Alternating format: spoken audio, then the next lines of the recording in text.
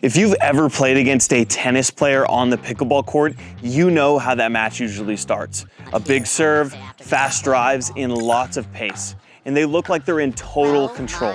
But here's the thing that most pickleball players don't realize. Tennis players only have the advantage if you play to their game style. In this video, I'm gonna show you how to flip that pressure and beat those tennis players with 4 very important tactics.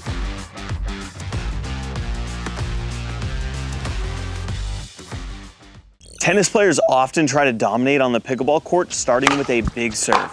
Here's how to handle it. So the reason that a tennis player has a big serve on the pickleball court is because it's very natural to them. A pickleball serve is basically just a tennis forehand, which a tennis player has clearly done before. Also, they want to serve big because they want to start that point off with aggression, which is similar to tennis. They want to play a fast game style. So the first thing we want to do is, if we're returning right here, I want you to take one big step back. What this is going to do is allow you more time to neutralize that big serve, and ultimately you're going to be able to slow the ball down better from this position. So now I want you to think about where you're hitting this return.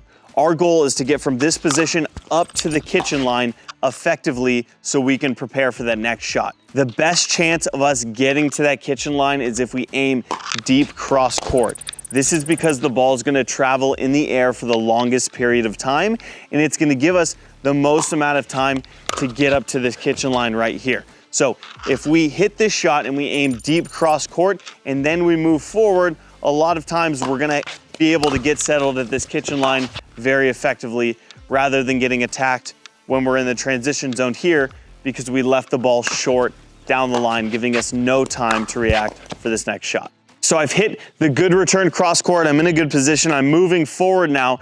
The last thing I want you to do is tell your partner to cover more of that middle shot, okay? So I'm gonna have him shift a little more middle. And what this is gonna do is, while I'm transitioning here, I'm not gonna have to be worried about covering this shot. All I'm gonna focus on is what's in front of me here, because I'm in transition here, I'm vulnerable, okay? He's already settled at that kitchen line, and this is gonna make it easier for him to defend balls like this rather than me, who's still moving forward and not in a good position yet.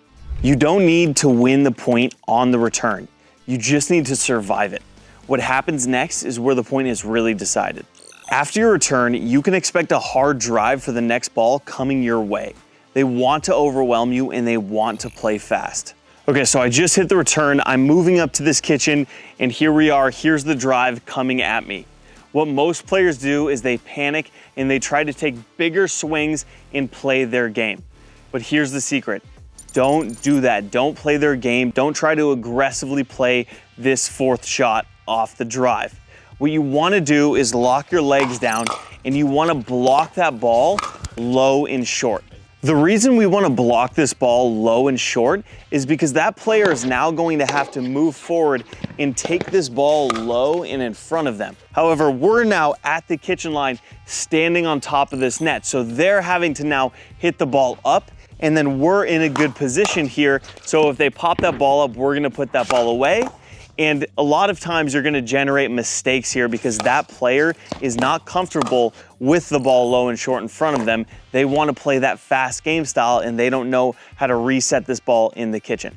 A bonus tip for playing someone with a strong drive: a lot of times if they're hitting this ball with a lot of pace, this ball could be going out. How do we gauge if the ball is going out or in? Well, let's look at where we would contact that ball. So if we're gonna contact that ball at shoulder height or above, we can probably just get out of the way and let that ball go long. However, if the ball is low, let's say at our hip level, we can probably guess that that ball is gonna fall inside the court, and then we wanna make a play on it. This is a shot that I see a lot of pickleball players mess up on. Here's a 3rd shot strategy to help you beat tennis players. Instead of taking that 3rd shot and driving it, we want to play mostly 3rd shot drops. If you're playing against a tennis player, most of the time they like pace. They have quick hands, and they're very comfortable when the ball is above the net. By choosing to hit a 3rd shot drop, we're making sure that we're not giving our opponent what they generally like. 2 key factors when hitting the 3rd shot drop is going to be: 1, hitting the 3rd shot to the opponent that just hit the return and is now moving up to the kitchen line. The reason for that is going to be, it's going to give us a lot more room to hit that third shot, and a lot of the time we can catch them when they're still moving up and off balance. The second key factor is going to make sure that we're not trying to make this drop so perfect by hitting a topspin aggressive drop. We want to hit soft, low drops with less pace and less bounce because we know that we can make them consistently. This next one is my favorite strategy. If you want to frustrate a tennis player on a tennis court, do this, they hate it. So what we're gonna do is dink to the middle of their body. So tennis players love having room. They love having a lot of space to the sides of their body. If we can shrink that in and play low, short, and close to their legs here, they're gonna have a hard time getting out of the way and creating stuff. Because tennis players thrive on pace and angle, this gives them none of that. So we're gonna use the kitchen to our advantage, and we're gonna really exploit their middle area here that's in front of their body because there's not much that they can create from this position. So here I'm gonna be dinking with Tommy, our tennis player for the day, and I'm not gonna be pulling him out wide because he likes having space when he's hitting these shots. It allows him to create more. I'm gonna keep the ball closer to the middle and closer to his feet here. And all he can really do is short hop the ball because he can't create. All right, so I'm just going for patience. I wanna have the extended rally because this is a really uncomfortable position for him when I'm just hitting these dead dinks in front of him, like this.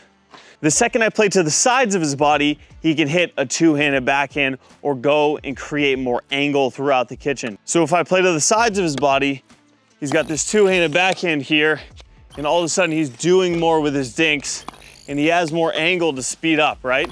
So from the middle, there's less angles for him to create, but from the side here, he can go down the line, he can go middle here, he can go crossbody to this guy, he can roll it here. So I'm gonna try to shorten the amount of angles he has and keep that ball just in this general area in front of him, keeping him jammed. So here's a bonus tip for playing tennis players on the pickleball court, similar to what we just talked about. But if you play middle of the court here, so I mean aiming the ball in the kitchen over here rather than playing to the sides of the court, you're gonna be able to take away a lot of their options. And what I mean is from the sides of the court, they have a lot more options that they can do in terms of speeding up. They can speed up down my line, they can speed up body, they can speed up straight through the middle, they can speed up straight at the right shoulder here, and then they can also dink cross court.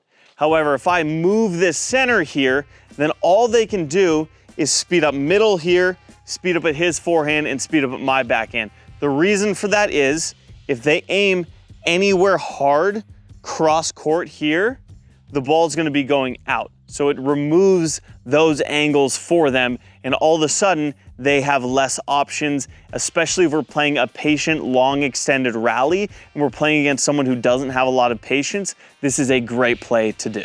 These are some of the exact strategies I use on tour against former high-level tennis players, and they work at every level of the game. But even with all that, sometimes the person across the net from us is just better, more experienced, or more athletic. But here's the thing. I've got a strategy for that too. It's a totally different mindset, a totally different approach. I've linked that video in the top comment. I think it's one of the most helpful videos on YouTube right now. Make sure to check it out. Also, if you could hit that like and subscribe button, it really motivates me to continue making videos like this one. Thanks so much, and I'll see you at the next one.